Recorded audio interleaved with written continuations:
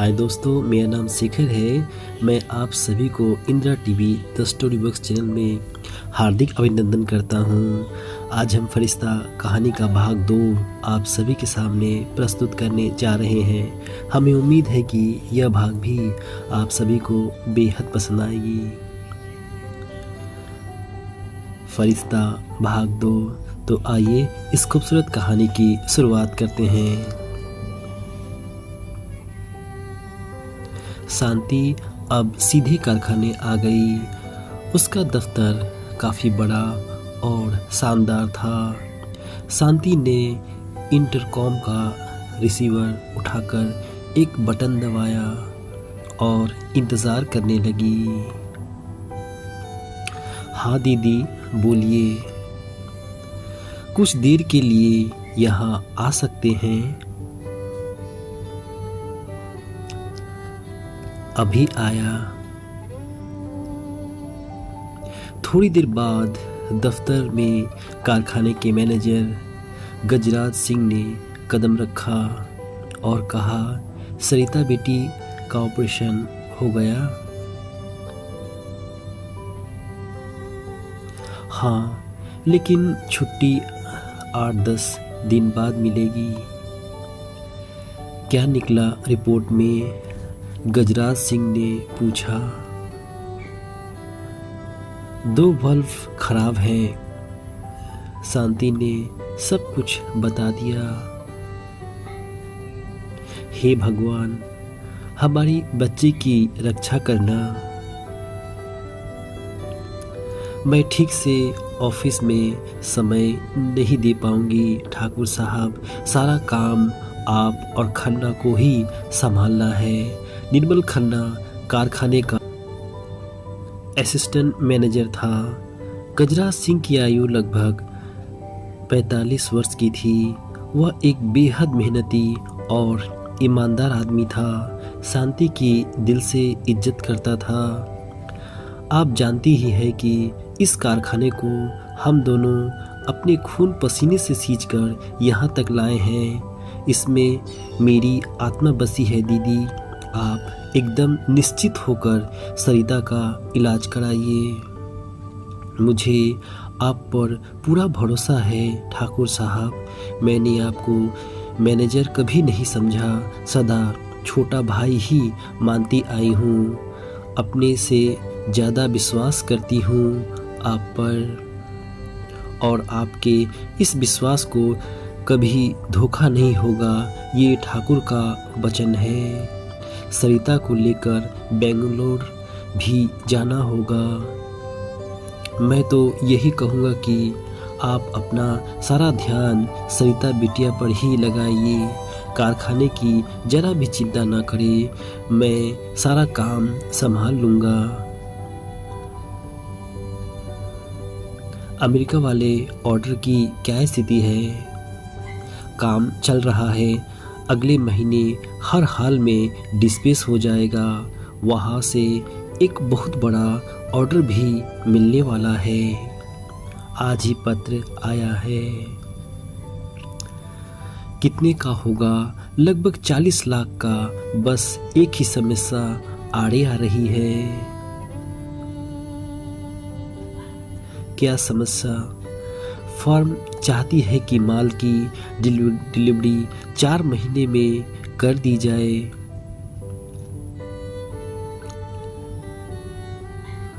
नामुमकिन। फर्म को समझाकर पत्र लिखिए ठाकुर साहब। हमें यह ऑर्डर हर हालत में प्राप्त करना है। 40 लाख रुपए की विदेशी मुद्रा हमें हासिल करनी होगी। मैं फर्म के मालिक से कल ही फ़ोन पर बात कर लूँगा। मैं संभाल लूँगा, यह मेरी जिम्मेदारी है दीदी। अच्छी बात है ठाकुर साहब। शांति एक गहरी सांस लेकर कहा। अब मैं चलता हूँ ठाकुर साहब ने कहा। जी। शांति बस इतना ही बोल पाई थी। आप देख रहे हैं Indira TV the story box. बेहतर है ठाकुर साहब बस इतना बोलकर चले गए। दूसरी ओर डॉक्टर मोहनलाल गुप्ता का नर्सिंग होम माल रोड जैसे शानदार इलाके में था। कई डॉक्टर थे उनमें, लेकिन हार्ट सर्जन एक वही था। सारे देश में नाम था उसका। विदेशों में भी कुछ लोग उनसे इलाज कराने आते रहते थे। लोगों का मानना था कि डॉक्टर गुप्ता को ज़रूर कोई देवी शक्ति प्राप्त है, तभी वह इतनी कम उम्र में विश्व के नामी डॉक्टरों में गिना जाता है। डॉक्टर मोहन बहुत खूबसूरत था। 6 फुट लंबा, सीना चौड़ा, बड़ा बदन, चौड़ा माथा, बड़ी बड़ी आंखें, बिल्कुल कामदेव का अवतार था। उम्र भी कोई ज़्यादा न थी, सिर्फ 36 वर्ष का युवक था वह। उसके शानदार व्यक्तित्व की सबसे बड़ी खूबी थी नम्र और मीठा स्वभाव। हमेशा हंसता रहता था, हर आदमी पसंद करता था उसे। लोग उससे कुछ देर बैठने में गर्व महसूस करते थे। किसी भी विभाग का मरीज हो, वह सबसे मिलता था, मुस्कुराकर हाल चाल पूछता था, उसकी आदत में शामिल था। इस समय वह अपने शानदार वातानुकूलित दफ्तर में बैठा डाक देख रहा था। अचानक वह उछल पड़ा। हाथ में दिल्ली के डॉक्टर के एल कपूर का फैक्स मैसेज था। उसके साथ संलग्न सरिता गुप्ता की इको रिपोर्ट देख रहा था। तभी उसकी आंखें फटी की फटी रह गई थी। रिपोर्ट धुंधली होती चली गई। रिपोर्ट मेज पर रख दी, सिर रिवॉल्विंग चेयर के बैक पर टिका लिया, आंखें बंद की तो ढेर सारा पानी बाहर निकल आया। डॉक्टर मोहनलाल ने आंखें खोली। सामने उसकी खूबसूरत सेक्रेटरी खड़ी थी। आप रो रहे हैं? मोहनलाल ने अपनी आंखें पोंछकर कहा। एक भूली बिसरी याद आ गई थी रजनी। 5 साल हो गए हैं आपके साथ काम करते हुए। इन 5 सालों में आपके चेहरे पर कभी उदासी तक नहीं देखने को मिली, लेकिन आज आपकी आंखों में आंसू देखकर दिल पर छुरियां चल रही हैं। यह मैसेज दिल्ली से आया है, इसे ले आओ और जवाब में लिख दो कि पेशेंट को तुरंत ले आए। यहाँ आते ही ऑपरेशन कर दिया जाएगा। रजनी आश्चर्य से उस मैसेज को देखने लगी जो डॉक्टर बड़े बड़े धनपतियों को महीनों इंतजार कराता है, वह इस केस को तुरंत हाथ में क्यों ले रहा है? ज़रूर कोई विशेष कारण है। शायद इसी पत्र ने डॉक्टर को रुला दिया है। क्या देख रहे हो? डॉक्टर ने पूछा। कुछ नहीं, रजनी ने पत्र उठा लिया। आप देख रहे हैं Indira TV the story box. तुम क्या सोच रही हो मैं समझ सकता हूँ। डॉक्टर गुप्ता मुस्कुराया। तुम्हारी उलझन में दूर किए देता हूँ। जिस सरिता गुप्ता के बारे में यह मैसेज आया है वह मेरी सगी बहन है, छोटी बहन है। नहीं, रजनी के मुंह से घुटी सी चीख निकली। हाँ रजनी, डॉक्टर का स्वर भी भीग उठा। कहाँ कहाँ नहीं खोजा अपनी माँ, बहन और भाई को, और अब मिल रहे हैं तो किस हालत में? मैसेज फैक्स द्वारा आज ही जाना चाहिए। अभी भिजवा देती हूँ डॉक्टर। रजनी तेजी से बाहर निकल आई। डॉक्टर काफी देर तक आंखें बंद किए बैठा रहा। एक ओर दिल खुशी से झूम रहा था तो दूसरी ओर सरिता की बीमारी ने बेहद दुखी कर दिया था। अचानक जैसे कुछ याद आ गया, उसने इंटरकॉल का रिसीवर उठाया तथा एक नंबर पर अपनी उंगली रख दी।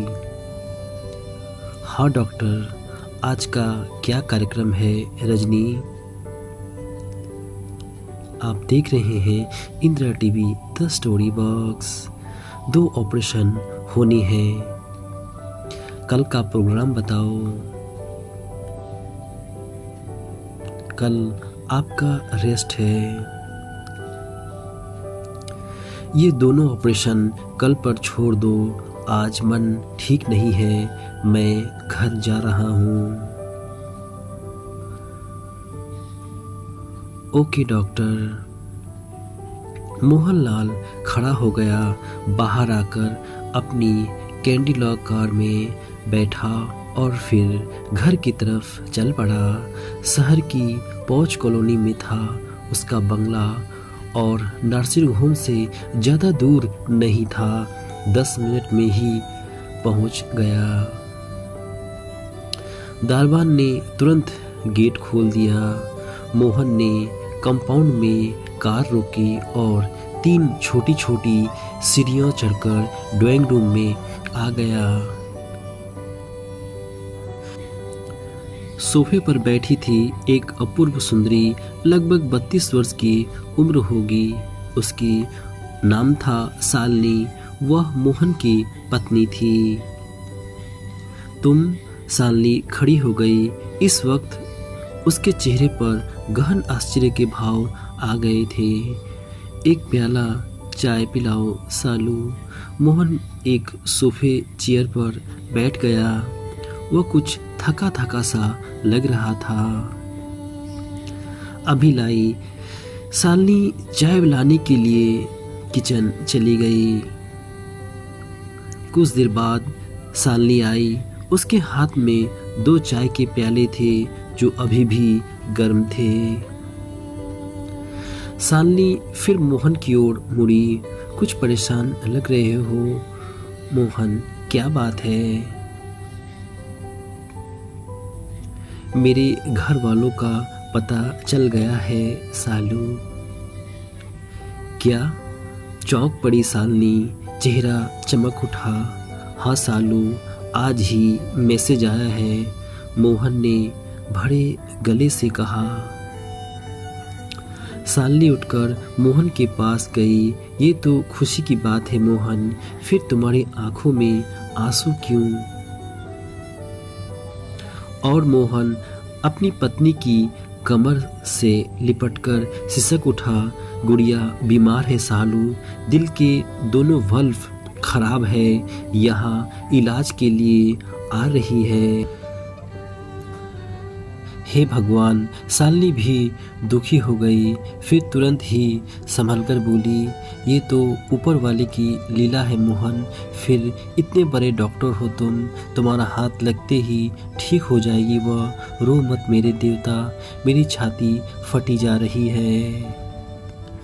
मोहन चुप हो गया, आंखें पोंछने लगा वह। हाँ, बहुत बड़ा डॉक्टर हूँ मैं, लेकिन अपनी गुड़िया के शरीर की चीर फाड़ कैसे कर सकूंगा? मेरे हाथ कांप उठेंगे। इतने भावुक न बनो मोहन, सरिता यहाँ सिर्फ तुमसे ही इलाज कराने आ रही है, डॉक्टर हो तुम। सोच रहा हूँ कि डॉक्टर जैक्सन को बुला लूं। नहीं, सरिता का इलाज सिर्फ डॉक्टर मोहनलाल गुप्ता ही करेगा, दृढ़ स्वर से बोली शालिनी। इसके अलावा एक कारण और भी है सालू, मोहन धीरे स्वर में बोला। आप देख रहे हैं Indira TV the story box. क्या कारण है? गुड़िया अब लगभग 20 वर्ष की युवती बन चुकी होगी। अपनी ही बहन के शरीर के कपड़े हटाना बहुत बुरा लगेगा मुझे। आंखों से आंसुओं की धारा बहती ही चली जा रही थी। क्या हो गया तुम्हें? नर्सिंग होम में जब तक वह रहेगी तब तक वह मरीज होगी और तुम डॉक्टर। यही याद रखना है कि तुम्हें बड़ा भाई देश का सबसे बड़ा डॉक्टर और इलाज कराने एक मामूली डॉक्टर से क्या ये अच्छी बात होगी? तुम ठीक कह रही हो सालू, मैं भावनाओं में बह गया था। गुड़िया का ऑपरेशन डॉक्टर मोहनलाल गुप्ता ही करेगा, ये वही गुड़िया है सालू, जिसके पैर गंदे हो जाते थे तो मैं मम्मी से लड़ पड़ता था, अपनी जान से बढ़कर चाहता था उसे।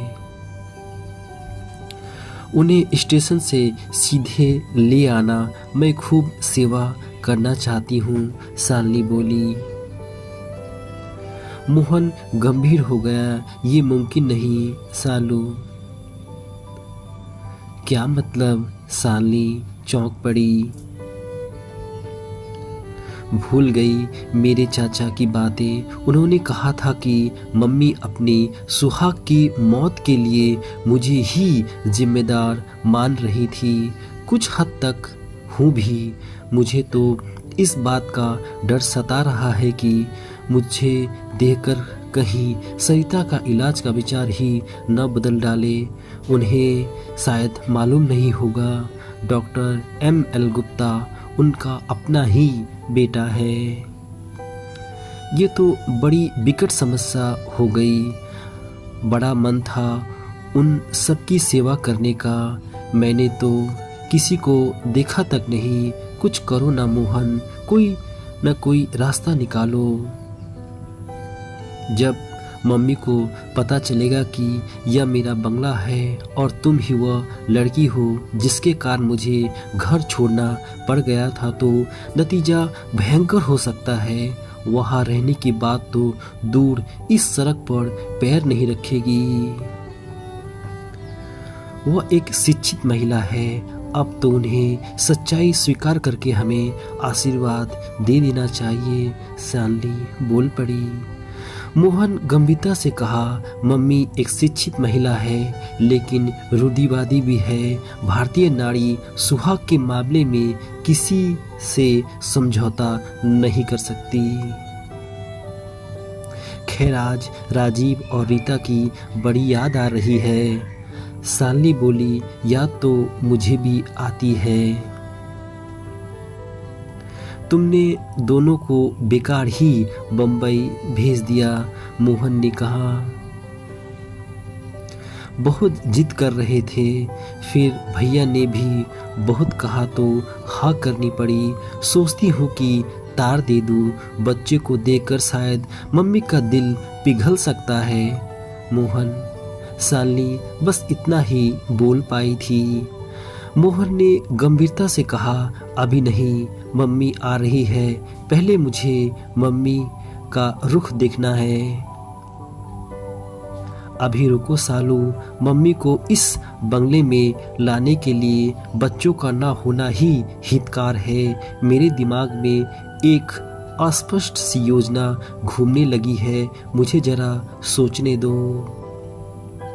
शालिनी बोली, सरिता यहाँ इलाज कराने आ रही है, ऐसी राह निकालो ताकि मम्मी इसी बंगले में रहने को तैयार हो जाए, मोहन। देखो शालिनी, दुख सुख यही तो जीवन है, पर मुझे विश्वास है भगवान हमारी परिस्थितियों को अच्छा ज़रूर बना देगी। सोचना पड़ेगा। मैं खुद चाहता हूँ कि वह यहीं आकर रहे। मैं थोड़ी देर के लिए अपने कमरे में जा रहा हूँ, थोड़ा विश्राम करूँगा। मुझे डिस्टर्ब मत करना, केवल नर्सिंग होम का कॉल आए तो ही मुझे बताना। मोहन इतना कहकर कमरे में चला गया। शालिनी बाहर जाने लगी। शाम हो चुकी थी। अब भी मोहन अपने कमरे में आराम कुर्सी पर बैठा ही था और वह अपने अतीत में खोता चला गया। एक बार फिर यादों के झरोखे बारिश बनकर उसके दिल को भिगाती चली जा रही थी और रात यादों को समेटे जा रही थी। हम कहानी का भाग 3 जल्द से जल्द लेकर आप सभी के सामने प्रस्तुत होंगे। तब तक अपने दोस्त शेखर को इजाज़त दीजिए। अपना ख्याल रखिए। धन्यवाद दोस्तों। फिर मिलते हैं इसी कहानी के अगली कड़ी में।